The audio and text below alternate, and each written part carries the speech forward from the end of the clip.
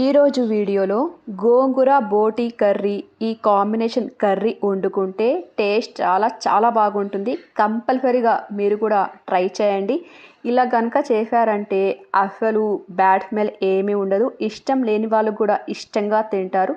తప్పకుండా మీరు కూడా ట్రై చేయండి. ముందుగా సబ్స్క్రైబ్ చేసుకోండి. శుభ్రంగా కడిగిన బోటి కుక్కర్లో వేసుకోవాలి. ఇందులో 1 కప్ ఆనియన్ వేసుకోవాలి. తగినంత సాల్ట్, కొద్దిగా పసుపు వేసుకోవాలి. మంట హై ఫ్లేమ్లో పెట్టుకొని ఈ నీళ్ళన్నీ ఎగిరిపోయేలాగా చూసుకోవాలి. లేదంటే తినేటప్పుడు నీచు వాసన ఉంటుంది. ఇలా ఉడికించుకోవాలి. చూసారా, అస్సలు నీళ్ళు ఏమీ ఉండకూడదు. ఇలా డ్రైగా అయిపోవాలి. ఇందులో వేడి నీళ్ళు తగినన్ని వేసుకోవాలి. బాగా కలుపుకొని కింద అడుగంటకుండా మూత పెట్టేసి జస్ట్ 4 విజిల్స్కి పెట్టుకోండి. తొందరగా ఉడికిపోతుంది, టైం ఎక్కువ పట్టదు.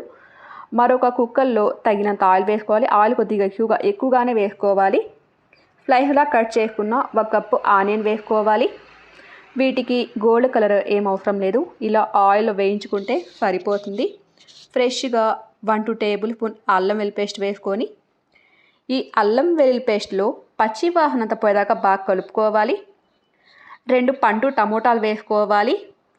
గోంగూర పుల్లగా ఉంటుంది కాబట్టి టమోటాలు కొద్దిగా తక్కువగానే వేసుకోవాలి.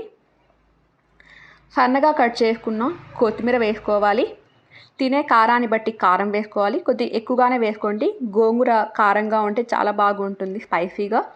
కొద్దిగా పసుపు, తగినంత salt, 1/2 tablespoon garam masala, 1 tablespoon ధనియా పౌడర్, ఇదంతా వేసుకొని అసలు నీళ్లు ఏమీ వేయకుండా ఈ ఆయిల్లోనే సాఫ్ట్గా మగ్గించుకోవాలి.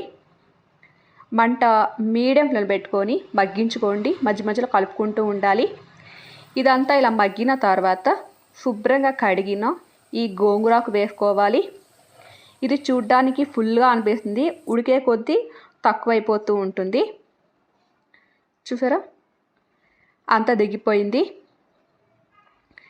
అంతా కలుపుకున్న తర్వాత తగినన్ని కొద్దిగా నీళ్ళు వేసుకుని, మరి ఎక్కువగా వేసుకోవద్దు, పల్చగా ఉంటే బాగోదు.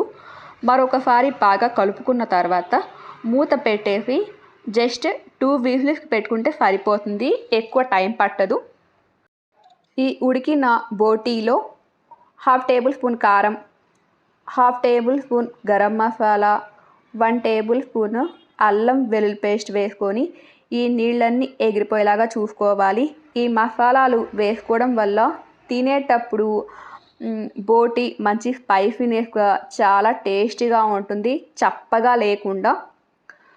అస్సలు ఈ నీళ్ళు ఏమీ లేకుండా చూసుకోవాలి, డ్రైగా అయిపోవాలి. ఇలా వేపుడు చేసుకున్నా కానీ బాగానే ఉంటుంది. చూసారా, డ్రైగా ఇలా ఉండాలి, చుక్క నీళ్ళు లేకుండా చేసుకోవాలి. స్టవ్ ఆఫ్ చేసి పక్కన పెట్టేసుకొని ఈ గోంగూరని పప్పు గుర్తెతో సాఫ్ట్గా ఇలా రుద్దుకోవాలి. ఎక్కడ పలుకులు లేకుండా ఇలా ఉండాలి. ఫ్రై చేసుకున్న ఈ బోటి ఇందులో వేసుకోవాలి. అంతా బాగా కలుపుకోవాలి. ఉప్పు కారం తక్కువైతే అడ్జస్ట్ చేసుకోవచ్చు. ఇంకా అంతేనండి. ఇది వైట్ రైస్, బగారా రైస్, పులావు, బిర్యానీ, రోటీ ఎందులోకైనా కానీ చాలా బాగుంటుంది. మా ఊరి సైడ్ ఏ ఫంక్షన్ ఉన్నా కానీ తప్పకుండా కంపల్సరీగా ఇది పెడతారు. చాలా బాగుంటుంది. మీరు కూడా ట్రై చేయండి, మీకు అందరికి నచ్చుతుంది. ఇలా చేశారంటే ఇష్టం లేని వాళ్ళు కూడా తింటారు. అంతేనండి. వీడియో నచ్చితే సబ్స్క్రైబ్ చేసుకుని లైక్ ఇవ్వండి. అవసరం ఉన్న వాళ్ళకి షేర్ చేయండి. Thanks for watching. బాయ్.